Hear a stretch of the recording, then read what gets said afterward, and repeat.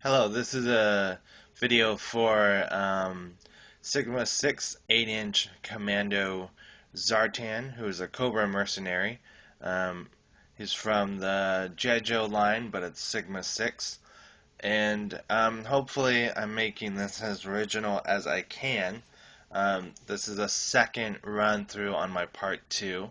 Um, and when I first had this figure set up and I was all ready to do the video, he had kind of a look, at least through the viewfinder, of him kind of looking like, no, I don't want to hear it type of thing. So hopefully this is as good as it looked originally.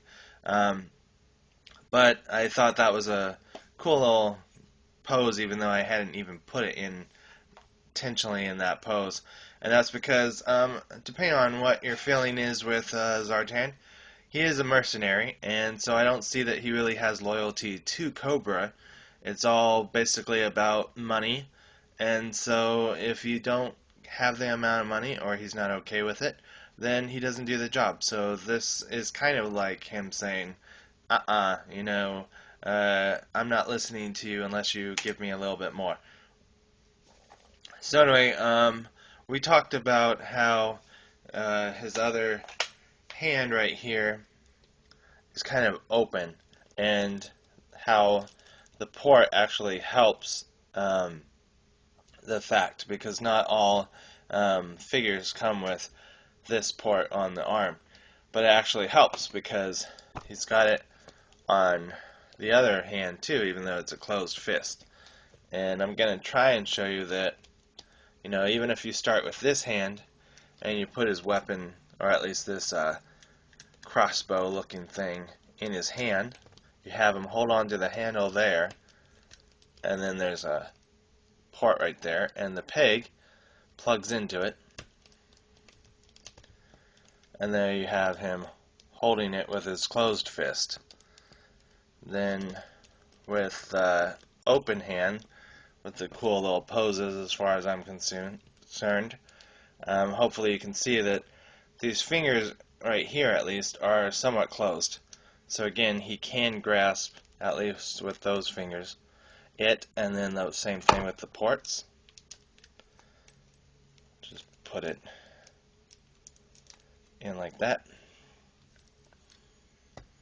And there he is holding it with his open hand. So I don't know if they really thought about that or not, but it does not hurt it. So if you're worried about, I don't want to figure that can't hold its weapons, he can hold his weapons. And we'll go into that.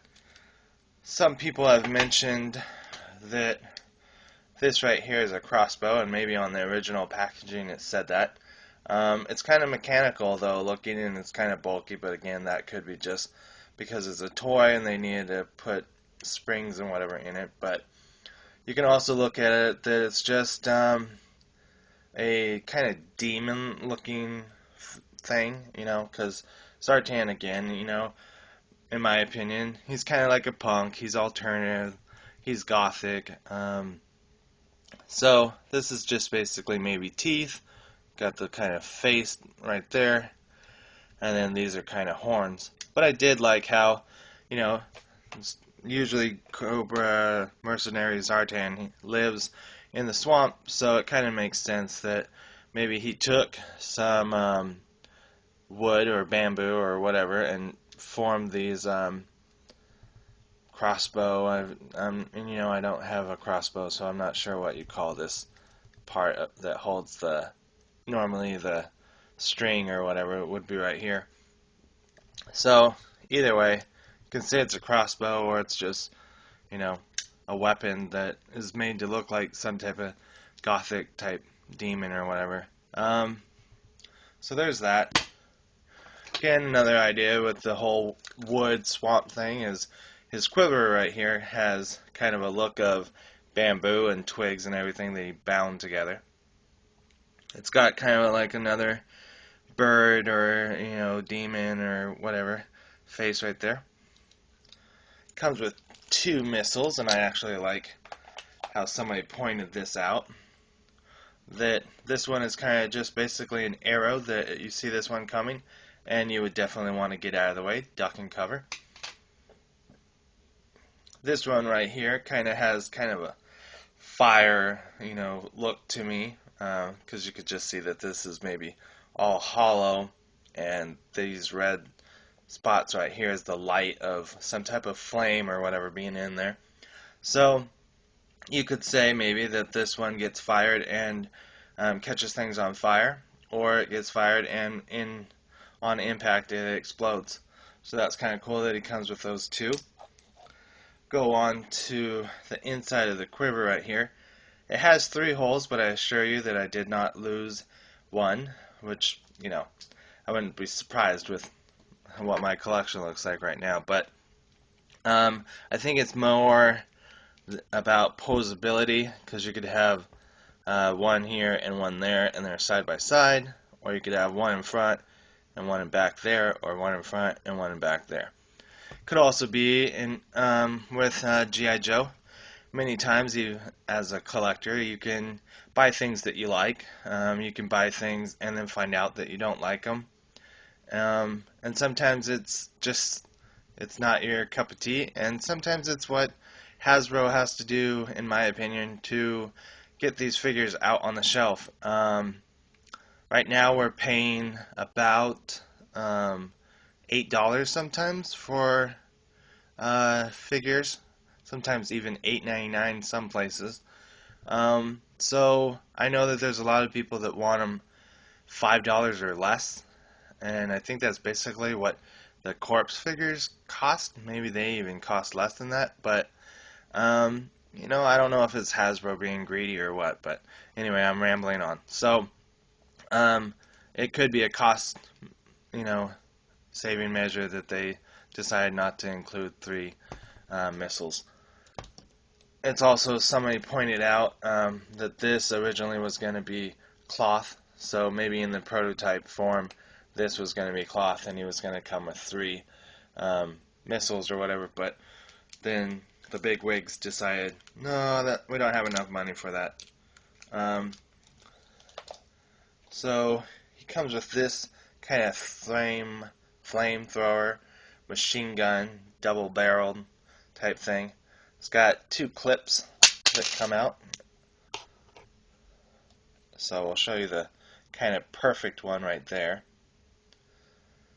And then this one, again, the fact that he makes his own weapons, or it's out of the swamp or whatever, it's kind of got like a duct tape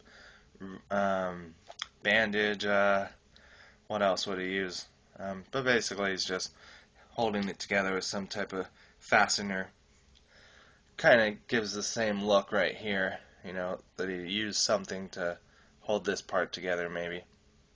I also somebody mentioned that this looks like flames, but I see it more as maybe a knife or something. So if this doesn't work out, the weapon runs out of ammo or whatever, you still have this type of thing right here as like a knife or a claw or whatever.